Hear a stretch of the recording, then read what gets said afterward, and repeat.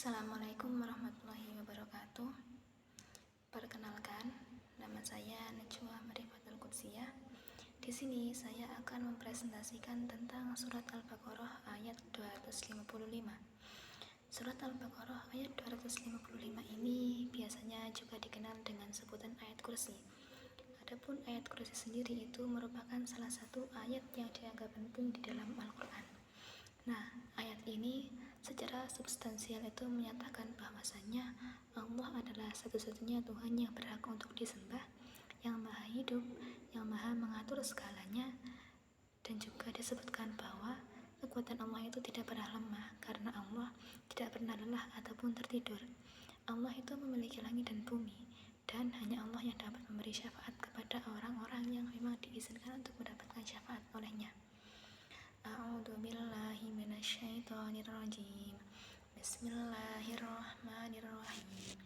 Tilka ayatullahi natsluha 'alaika bil haqq wa innaka laminal mursalin. Artinya, itulah ayat-ayat Allah. Kami bacakan kepadamu dengan benar, dan sesungguhnya engkau benar-benar termasuk di antara para rasul. Tilkar rusulu faddalna ba'dahum ala ba'd. Minhum man kallamallahu wa rafa'at ba'dahum darajat wa atayna Isa ibn Maryam al-bayyinati wa ayyadnahu bi ruhil qudus walau syaa Allahu maqtatala alladhina min ba'di ba'di ma ja'athumul bayyinatu walakin ikhtalafu faminhum man amana wa minhum man kafar walau syaa Allahu maqtatalu walakinallaha yaf'alu ma yurid. Artinya, para rasul itu kami lebihkan sebagian mereka atas sebagian yang lain. Di antara mereka ada yang Allah berbicara langsung dengannya, dan ada yang Allah tinggikan beberapa derajat. Kami telah menganugerahkan kepada Isa putra Maryam bukti yang sangat kuat, dan kami memperkuat dia dengan Ruhul Qudus, yakni Jibril. Seandainya Allah menghendaki, niscaya orang-orang setelah mereka akan saling membunuh setelah bukti-bukti sampai kepada mereka. Akan tetapi mereka berselisih, sehingga ada di antara mereka yang beriman dan ada pula di antara mereka yang kufur. Andai kata Allah menghendaki, tidaklah mereka saling membunuh, namun Allah melakukan apa yang Dia kehendaki. Ya ayyuhalladzina amanu anfiqu mimma razaqnakum min qabli an ya'tiya yaumun la bai'un fihi wala khullatun wala syafa'ah wal kafiruna humuz zalimun. Artinya, wahai orang-orang yang beriman, infakkanlah sebagian dari rezeki yang telah kami anugerahkan kepadamu sebelum datang hari kiamat, yang tidak ada lagi jual beli padanya hari itu, tidak ada juga persahabatan yang akrab, dan tidak ada pula syafaat. Orang-orang kafir itulah orang-orang yang zalim. Allahu la ilaha illa huwal hayyul qayyum la ta'khudhuhu sinatun wa la nawm lahu ma fis samawati wa ma fil ard man dzalladzi yashfa'u 'indahu illa bi idnih ya'lamu ma baina aydihim wa ma khalfahum wa la yuhituna bi syai'in min 'ilmihi illa bima syaa wasi'a kursiyyuhus samawati wal ard wa la ya'uduhu hifdzuhuma wa huwal 'aliyyul 'azim. Artinya, Allah tidak ada Tuhan selain Dia yang maha hidup lagi terus-menerus mengurus makhluknya. Dia tidak dilanda oleh kantuk dan tidak pula oleh tidur. Miliknya lah apa yang ada di langit dan apa yang ada di bumi. Tidak ada yang dapat memberi syafaat di sisinya tanpa izinnya. Dia mengetahui apa yang ada di hadapan mereka dan apa yang ada di belakang mereka. Mereka tidak mengetahui sesuatu pun dari ilmunya, kecuali apa yang Dia kehendaki. Kursi Allah, yakni ilmu dan juga kekuasaannya, itu meliputi langit dan bumi. Dia tidak merasa kelelahan dalam menjaga langit dan bumi. Dialah yang maha tinggi dan juga lagi maha agung. La ikraha fiddin, qad tabayyana ar-rusydu minal ghayy, faman yakfur bit-taghuti fayu'min billahi faqad istamsaka bil urwatil wuthqa la infisama laha wallahu sami'un alim. Tidak ada paksaan dalam menganut agama Islam. Sungguh telah jelas jalan yang benar dan jalan yang sesat. Siapa yang ingkar kepada taghut dan beriman kepada Allah, sungguh dia telah berpegang teguh pada tali yang sangat kuat dan yang tidak akan putus. Allah itu Maha mendengar lagi Maha mengetahui. Allahu waliyul ladzina amanu yukhrijuhum minaz zulumati ilan nur walladzina kafaru awliya'uhumut taghutu yukhrijunahum minan nuri ilaz zulumat ulaika ashabun nari hum fiha khalidun. Artinya, Allah adalah pelindung orang-orang yang beriman. Dia mengeluarkan mereka dari kegelapan menuju cahaya keimanan. Sedangkan orang-orang yang kufur, pelindung-pelindung mereka adalah taghut. Mereka yang ditaghut mengeluarkan mereka, yaitu orang-orang kafir, dari cahaya menuju aneka kegelapan. Mereka itulah para penghuni neraka. Mereka akan kekal berada di dalam neraka tersebut. Alam tara ilal ladzi haja Ibrahim fi rabbih an atahallahul mulk idh qala Ibrahim rabbiyal ladzi yuhyi wa yumiit qala ana uhyi wa umiit qala Ibrahim fa innallaha ya'ti bisyamsi minal masyriqi fa'ti biha minal maghribi fabuhital ladzi kafar wallahu la yahdil qawmaz zalimun. Artinya, tidaklah kamu memperhatikan orang-orang yang mendebat Ibrahim mengenai Tuhannya karena Allah telah menganugerahkan kepadanya sebuah kerajaan, yakni ketika Ibrahim berkata, Tuhankulah yang menghidupkan dan mematikan. Orang itu berkata, aku pun dapat menghidupkan dan mematikan. Ibrahim berkata, kalau begitu, sesungguhnya Allah itu menerbitkan matahari dari timur, maka terbitkanlah ia dari barat. Akhirnya bingunglah orang-orang kufur itu. Allah tidak memberi petunjuk kepada kaum yang zalim. Kemudian penjelasan makna perlafadznya. Yang pertama, Allahu la ilaha illahu. Allah adalah nama zat ilahi yang Maha Esa, satu-satunya yang berhak disembah, nama yang mencakup seluruh sifat kesempurnaan. Kemudian, la ilaha illahu, tidak ada Tuhan yang berhak disembah kecuali Dia, yakni Allah. Penegasan ketauhidan murni Allah. Setiap sesembahan selain Allah itu adalah batil dan juga tidak layak untuk disembah. Yang kedua, Al-Hayyul Qayyum. Al-Hayyu, yang Maha Hidup. Allah itu kekal, tidak pernah mati, tidak pernah lemah, dan kehidupannya itu tidak dihinggapi fana, lemah, dan juga kekurangan. Kemudian Al-Qayyum, yang terus-menerus mengurus makhluknya. Allah itu memelihara, mengatur, dan menopang seluruh alam semesta. Tanpanya semuanya itu akan hancur. Kemudian la ta'khuduhu sinatu wala naum. La ta'khuduhu sinatu, tidak pernah menimpanya rasa kantuk. Tidak ada rasa lelah, bosan, ataupun kelemahan yang menghalangi kekuasaan dan juga pengawasannya Allah. Wala naum, tidak juga tidur. Penegasan ekstrim bahwa Allah tidak pernah tidur, sehingga tidak ada satupun dari kehidupan alam semesta yang lepas dari pengawasannya Allah. Selanjutnya, lahu ma fis samawati wa ma fil ard. Lahu ma fis samawati, miliknya apa yang ada di langit, yakni segala sesuatu yang ada di langit, baik itu bulan, matahari, bintang, malaikat, cahaya, dan setiap entitas yang ada di langit itu merupakan kepemilikan dan juga di bawah kekuasaannya Allah. Kemudian wa ma fil ard, dan apa yang ada di bumi, yaitu segala sesuatu yang ada di bumi, baik itu manusia, hewan, tumbuhan, laut, gunung, dan lain-lainnya, itu adalah miliknya Allah dan juga akan tunduk kepada Allah. Yang kelima, man dzalladzi yashfa'u indahu illa bi'idznih. Man dzalladzi yashfa'u, siapa yang dapat memberi syafaat, tidak ada yang dapat menolong atau menjadi perantara kecuali dengan izinnya Allah. Indahu, di sisinya, hanya di hadapannya Allah syafaat itu berlaku. Kemudian illa bi'idznih, kecuali dengan izinnya. Syafaat tidak berdiri sendiri, ia bergantung pada kehendak Allah. Hanya para wali yang diizinkannya yang dapat menjadi perantaranya Allah. Kemudian ya'lamu ma baina aydihim wa ma khalfahum. Ya'lamu, dia mengetahui. Allah itu mengetahui segala sesuatu, dari yang terkecil hingga yang terbesar. Ma baina aidihim, apa yang di hadapan mereka. Allah mengetahui futur, segala rencana dan masa depannya semua makhluk. Wa ma khalfahum, dan apa yang di belakang mereka.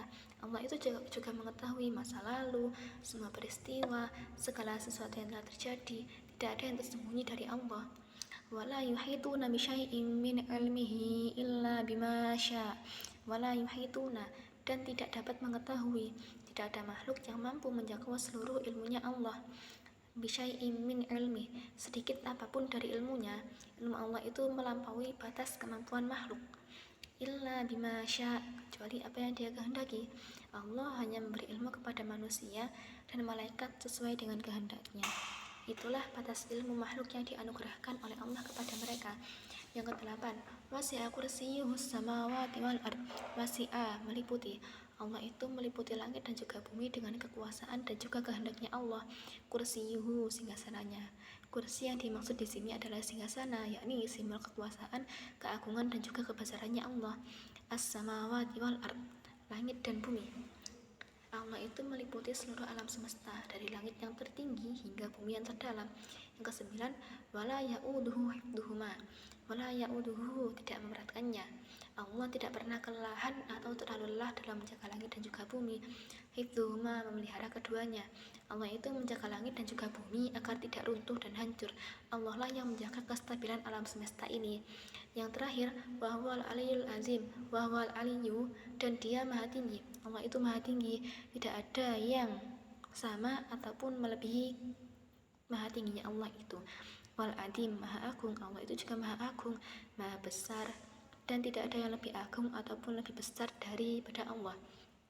Kemudian penafsiran ayatnya. 1. Pengesahan keesaan Allah dan sifat kehidupan serta keberlangsungan. Allahu la ilaha illa huwal hayyul qayyum. Dalam tafsir Ibnu Katsir, ayat ini dianggap sebagai simbol keesaan Allah. Allah itu merupakan nama zat yang maha sempurna. La ilaha illahu menunjukkan bahwa penyembahan itu hanya kepada Allah dilakukannya. Kemudian Al-Hayy menunjukkan bahwa Allah itu maha hidup, maha kekal, dan juga tidak akan pernah mati, tidak akan pernah lemah. Dan Al-Qayyum menunjukkan bahwa Allah itu yang mengatur segalanya yang ada di bumi. Sedangkan dalam tafsir Al-Muyassar, ayat ini itu menunjukkan bahwa kemurnian tauhid Allah adalah satu-satunya Tuhan yang layak disembah. Tidak ada sekutu yang dapat menyamai Allah. Allah tidak hanya hidup, tapi juga mengendalikan dan juga menopang seluruh alam semesta. Tidak ada yang dapat menandingi kuasa dan juga kehidupannya Allah. Yang kedua, ketidakberlangsungan rasa lelah dan juga tidur pada Allah. La ta'khudhuhu sinatu wala naum.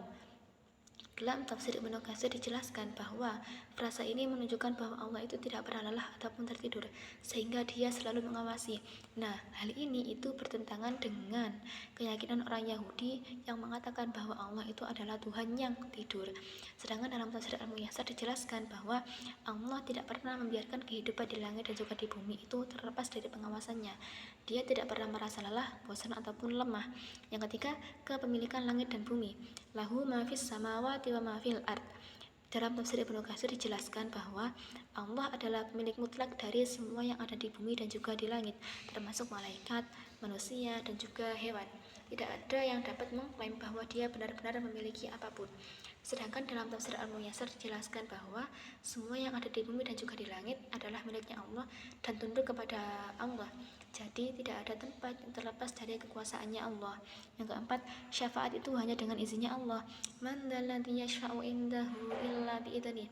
Dalam tafsir Ibnu Katsir dijelaskan bahwasannya Allah itu menegaskan bahwa tidak ada syafaat yang berlaku di sisinya tanpa izinnya Allah. Nah, hal ini itu menentang gagasan bahwasannya ada perantara yang dapat membantu tanpa izinnya Allah.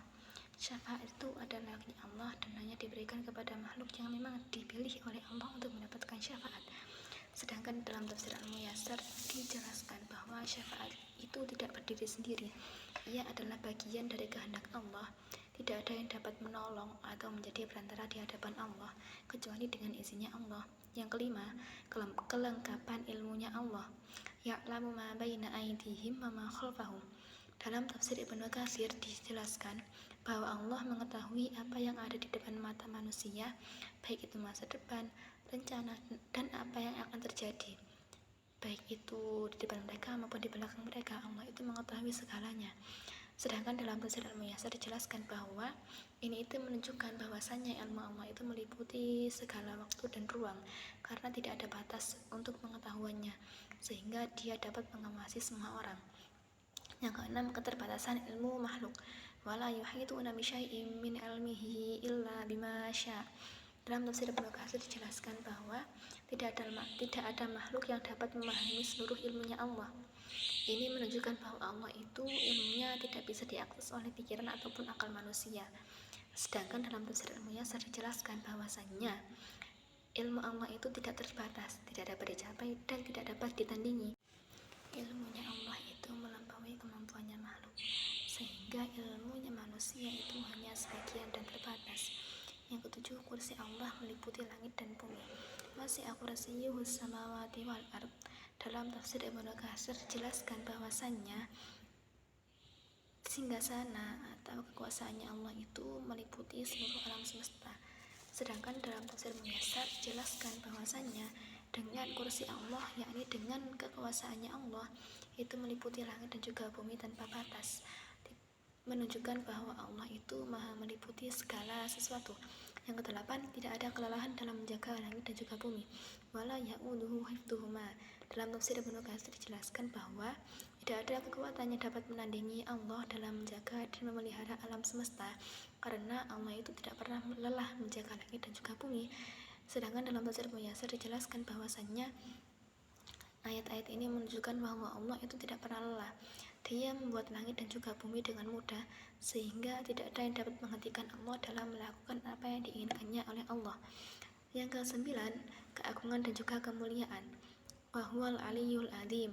Dalam tafsir Ibnu Katsir dijelaskan bahwa Allah itu maha agung, maha mulia, dan maha besar, sehingga tidak ada yang lebih agung dan juga lebih besar daripada Allah. Sedangkan dalam tafsir Muyassar dijelaskan bahwasannya ini menunjukkan bahwa Allah itu maha tinggi dan juga maha agung, dan tidak ada yang dapat melebihi ataupun menyamai keagungannya Allah. Kemudian analisis stilistikanya yang pertama yaitu takdim dan takhir.